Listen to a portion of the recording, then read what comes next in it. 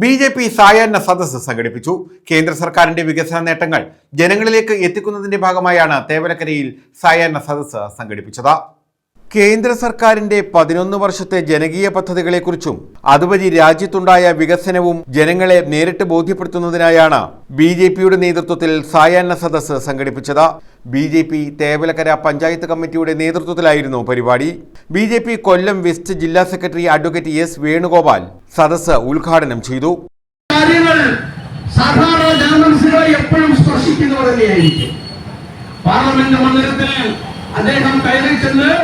പ്രധാനമന്ത്രി പദത്തിലേക്ക് ഇരിക്കുന്ന ആ കാലഘട്ടത്തിൽ അദ്ദേഹം എന്താണ് പറഞ്ഞത്?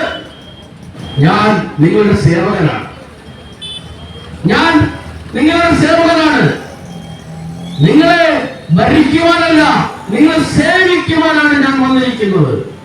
അതായത് ഭാരതീയ ജനതാ പാർട്ടിയുടെ പ്രധാന മുദ്രാവാക്യം എന്ന് പറയുന്നത് സേവനം, സദ്ഭരണം, അതുപോലെ ജനക്ഷേമം എന്ന് പറയുന്നതാണ്.